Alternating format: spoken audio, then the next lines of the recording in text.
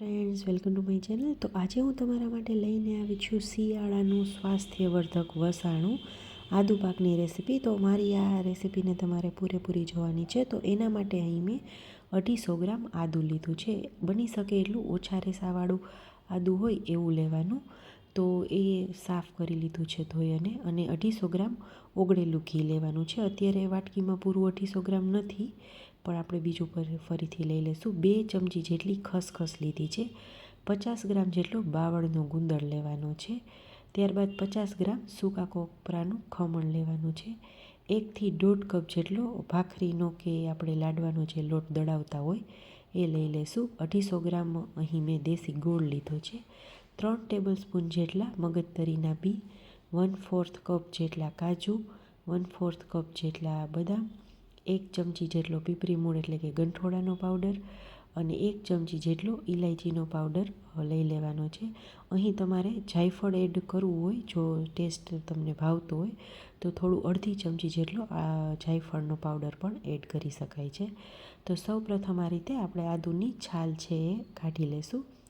આદુ છે એ ઔષધિઓનો ભંડાર કહી શકાય, જેને ઔષધિઓમાંનું એક ગણવામાં આવે છે. ઘણી બધી બીમારીઓમાં આદું છે એ પહેલાંના જમાનામાં દવા તરીકે ઉપયોગ કરવામાં આવતું, અને હાલ પણ ઘરગથ્થુ ઉપચાર તરીકે આદુને આપણે શરદી, સળેખમ, ભૂખ વધારવા માટે, પાચન તંત્રની કોઈ બીમારી હોય તો એના માટે હાલમાં પણ ઉપયોગમાં લઈએ છીએ. તો આદું છે એ ખાવામાં ખૂબ જ એવું સ્વાસ્થ્યવર્ધક છે, પણ ખાસ કરીને એની તાસીર ગરમ હોય છે, એટલે શિયાળામાં આપણે એનો ઉપયોગ કરીએ તો આપણને એના બેનિફિટ છે મળી રહે. તો આ રીતે આદુની છાલ કાઢી અને એના આ રીતે બની શકે એટલા નાના પીસ કરી લેવાના. અત્યારે મેં આદું લીધું છે, એમાં થોડા ઘણા રેસા તો આવેલા જ છે. તો ક્યારેક આવું બને એટલે તમે નાની સાઇઝના પીસ કરશો તો મિક્સરમાં પીસ કરશો તો બહુ એના રેસા છે એ આવતા નથી. એની સ્મૂથ પેસ્ટ આપણે કરી લેશું. તો આ રીતે મિક્સરમાં લઈ અને એકદમ સરસ સ્મૂથ પેસ્ટ કરી લેવાની છે, જેથી એક પણ રેસો એમાં રહેશે નહીં. આદુને પીસતી વખતે એ વાતનું ખાસ ધ્યાન રાખવાનું છે કે આપણે એમાં પાણીનો બિલકુલ ઉપયોગ નથી કરવાનો. જો આપણે એમાં થોડું પણ પાણી એડ કરીશું તો આદુ પાક છે એ સાચવવાનો ટાઈમ થોડો, જે આપણે 15થી 20 દિવસ માટે ખાઈ શકીએ છીએ, એ ઓછો થઈ જતો હોય છે. તો પાણી વગર જ આ પેસ્ટને સરસ એવી આવી સ્મૂથ પીસી લેવાની. હવે એક નોનસ્ટિક પેન જો તમારી પાસે હોય તો એ, અને નહીંતર જાડા તળિયાવાળું વાસણ હોય જેમાં આપણે પેસ્ટ શેકીએ તો ચીપકે નહીં એવું વાસણ લઈ લેવાનું. એમાં 1 ચમચી જેટલું ઘી એડ કરી અને સૌપ્રથમ આ રીતે આપણે બદામને સાંતળી લેશું. આ રીતે તમે કોઈ પણ પાક કરો એમાં કાજુ અને બદામને આ રીતે સાંતળી અને એડ કરો તો એનો ટેસ્ટમાં ખૂબ જ વધારો થતો હોય છે અને પાક ખૂબ સારો લાગતો હોય છે. તો હું આ રીતે બધા પાક જ્યારે બનાવું છું વસાણા, તો એમાં આ રીતે થોડા કાજુ અને બદામને રોસ્ટ કરી લઉં છું. થોડી વાર માટે જ આપણે એને રોસ્ટ કરવાના છે. એ જ રીતે આપણે કાજુને પણ રોસ્ટ કરી લેશું. તો થોડા એવા સતળાઈ જાય, એનો સરસ એવો એમાં ઘીનો અને ટેસ્ટ બેસી જાય એટલી વાર માટે આપણે થોડા એવા એને શેકી લેશું. અને બદામ જ્યારે તમે આ રીતે શેકો તો થોડી વાતનું ધ્યાન રાખજો, કેમ કે બદામ ઘણીવાર ફૂટતી હોય છે, તો એ વાતનું તમે ધ્યાન રાખી અને કરજો. તો આ રીતે કાજુ અને બદામ બંનેને સરસ એવા ફ્રાય કરી લીધા છે. હવે કઢાઈમાં થોડું વધારે એવું ઘી આપણે લઈ લઈશું. આપણે એમાં ગુંદ છે એ તળી લેવાનો છે. તો ઘી છે એ થોડું મીડિયમ ગરમ થાય એટલે આપણે એમાં ગુંદ છે એ તળી લઈશું. જો ગુંદને આપણે એકદમ ગરમ ઘીમાં તળીશું તો અંદરથી ગુંદ છે એ કાચો રહી જતો હોય છે. તો આ રીતે થોડું એવું ગરમ થાય અને એકદમ ધીમા તાપે સરસ એવો તળાઈ જાય, અંદરથી કાચો ન રહે એ રીતે ગુંદને તળી લેશું. ગુંદ કાચો રહેશે તો પાકમાં ગુંદ ખાતી વખતે દાંતમાં ચોંટતો હોય છે. તો ગુંદને સારો એવો ધીમા તાપે સરસ તળી લેવાનો. તો આ રીતે બધો ગુંદ આપણે તળી લેશું. અને અત્યારે મેં અહીં બાવળનો ગુંદર લીધો છે, જે લેડીઝ અને જેન્ટ્સ બંને ખાઈ શકે છે. ગુંદ છે એ ઘણા પ્રકારના આવતા હોય છે, પણ બાવળનો ગુંદર છે એ બંને ખાઈ શકે છે. તો હવે જે આપણે એમાં ગુંદ તળતા જે ઘી વધ્યું છે, અંદાજિત 2 થી 3 ટેબલ સ્પૂન જેટલું ઘી છે, એમાં જ આપણે આદુની પેસ્ટ છે એ એડ કરી દેવાની છે. અને આદુની પેસ્ટને આપણે સરસ એવી ઘીમાં સાંતળી લેશું. આ રીતે જ્યારે તમે એને સાંતળશો તો એની આદુની જે તીખી સ્મેલ છે એ સરસ આવવા લાગશે. અને આદું છે એનો જે આ રીતે સાંતળવાથી જે ટેસ્ટ તીખો છે એ પણ થોડો ઓછો થઈ જતો હોય છે. તો આદુની પેસ્ટને આપણે સરસ એવી એનો કલર ચેન્જ થાય ત્યાં સુધી આ રીતે સતત ચલાવતા સાંતળીશું અને એમાંથી ઘી છૂટું પડી જાય ત્યાં સુધી એને સાંતળવાની છે. તો તમે જોઈ શકો છો આપણી આદુની પેસ્ટ ઓલમોસ્ટ સરસ એવી શેકાઈ ગઈ છે. અંદાજિત 20 મિનિટ જેટલો સમય મને આ પેસ્ટને સાંતળતા લાગ્યો છે. તો હવે આપણી આદુની પેસ્ટ સતળાઈ ગઈ છે, એનો કલર પણ સરસ ચેન્જ થઈ ગયો છે અને ઘી પણ એમાંથી સરસ તમે જોઈ શકો છો છૂટું પડવા લાગ્યું છે. તો બસ હવે આપણી આદુની પેસ્ટ છે સરસ એવી શેકાઈ ગઈ છે. તો હવે આપણે એને એક બીજા વાસણમાં ટ્રાન્સફર કરી લેશું. અને હવે ત્યારબાદ આપણે એ જ કઢાઈમાં જે વધેલું ઘી હતું એ લઈ લેવાનું છે. તો બધું જ ઘી મેં છે લઈ લીધું છે અને હજી થોડું ઘી આપણે 250 ગ્રામમાં બાકી છે. તો બીજું આપણે જરૂર પડશે તો એમાં એડ કરી દઈશું. તો ત્યારબાદ એમાં આપણે ઘઉંનો લોટ છે એ શેકી લેવાનો છે. જે નોર્મલી આપણે પાક બનાવતી વખતે ઘઉંને શેકતા હોઈએ છીએ એ જ રીતે આપણે આમાં પણ ઘઉંના લોટને સરસ એવો શેકી લેવાનો છે. તો તમે જોઈ શકો છો હજી ઘઉંનો લોટ થોડો એવો કોરો લાગે છે. તો ફરીથી 2 ટેબલ સ્પૂન જેટલું ઘી અંદર એડ કરી દઈશ. અને ઘી જેમ શેકાશે, લોટ જેમ શેકાશે તેમ એમાંથી ઘી પણ તમે જોઈ શકો છો સરસ એવું છૂટું પડતું જશે. તો આ રીતે આપણે લોટને લો ટુ મીડિયમ ફ્લેમ શેકવાનો છે.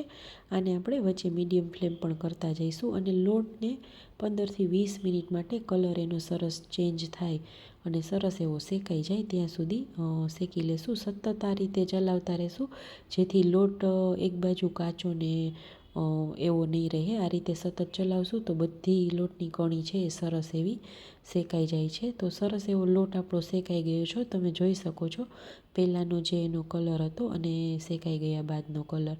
તો હવે આપણે ગેસની ફ્લેમ છે બંધ કરી દેવાની છે.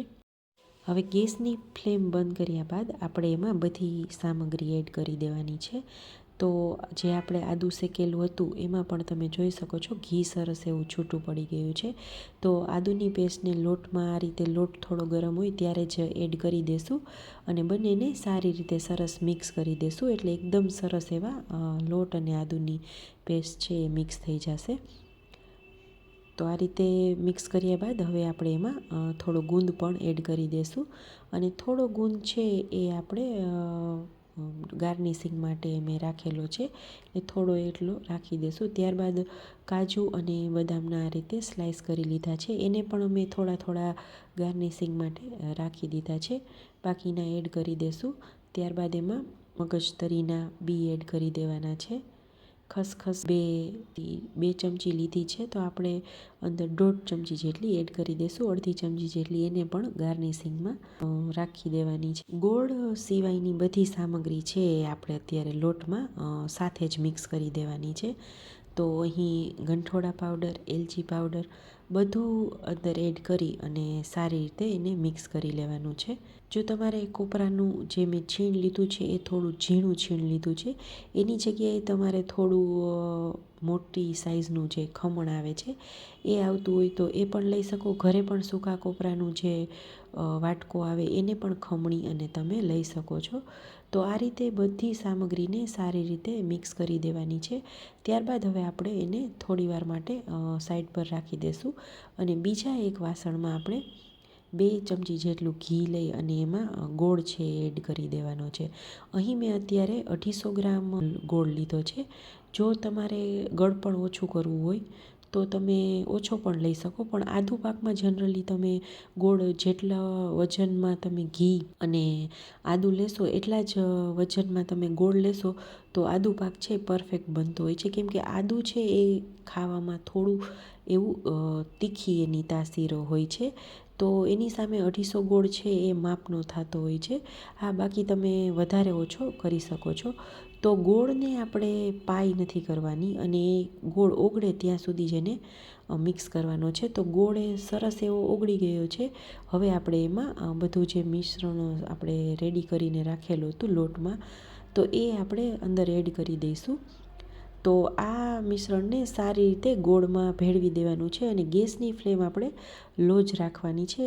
લો ગેસની ફ્લેમ રાખીશું તો નીચે છે મિશ્રણ આપણું ચીપકશે નહીં અને સરસ એવું મિક્સ થઈ જશે. અને આ રીતે સરસ એમાંથી ઘી છૂટું પડે ત્યાં સુધી એને આ રીતે ગેસની ફ્લેમ ઉપર સતત ચલાવવાનું છે. તો તમે જોઈ શકો છો હવે સરસ એવું આપણું મિશ્રણ છે લચકા પડતું થઈ ગયું છે. હવે આમાંથી આપણે પીસીસ કરીશું. જ્યારે ઠંડુ થાય તો સરસ એવા પરફેક્ટ પીસ બની અને રેડી થશે. તો હવે ગેસ છે એ બંધ કરી દેશું અને એને એક પ્લેટ અથવા તો આ રીતે એક ચોકીમાં થોડું ઘી લગાવી અને એને સરસ એવું સેટ કરી લેવાનું. જો મિત્રો તમે મારી ચેનલ પર નવા છો અને મારી ચેનલને હજી સુધી સબસ્ક્રાઈબ નથી કરી, તો મારી ચેનલને સબસ્ક્રાઈબ કરો અને બાજુમાં રહેલા બેલ આઇકન પર ક્લિક કરો, જેથી નવી નવી વાનગીની નોટિફિકેશન તમને મળતી રહે.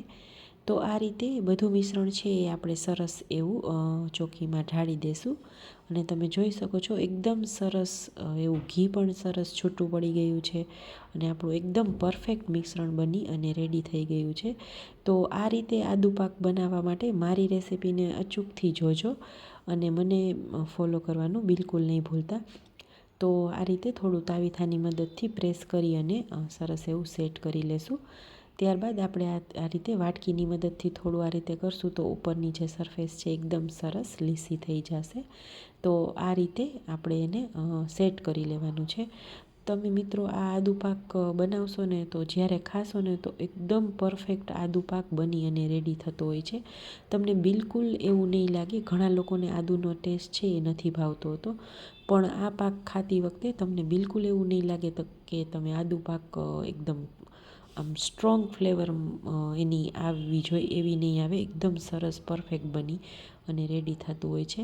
તો હવે આ રીતે ઉપરથી ગુંદ, તળેલો ગુંદ અને કાજુ અને બદામની સ્લાઈસ છે એ એડ કરી અને એને ગાર્નિશ કરી દેશું અને થોડા જે ખસખસ મેં બાકી રાખ્યા હતા એને પણ ગાર્નિશિંગમાં લઈ લેશું. હવે આ રીતે થોડું હાથની મદદથી જ પ્રેસ કરી દેવાનું, જેથી આપણે તળેલો ગુંદર છે એ લીધો છે તો એ સરસ એમાં સેટ થઈ જાય છે.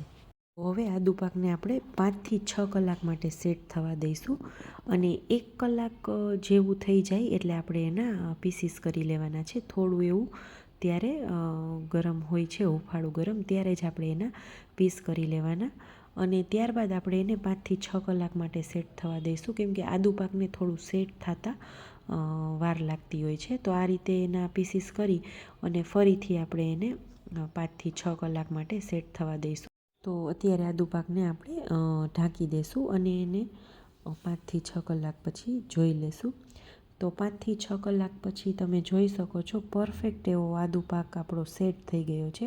હવે આપણે એના પીસીસ છે એ અલગ કરી લેશું અને આ આદુ પાકને તમે 15થી 20 દિવસ માટે વિધાઉટ ફ્રીઝ સ્ટોર કરી શકો છો અને જો તમારે ફ્રીજમાં એને સ્ટોર કરવો હોય તો તમે 25થી 30 દિવસ માટે પણ સ્ટોર કરી શકો છો.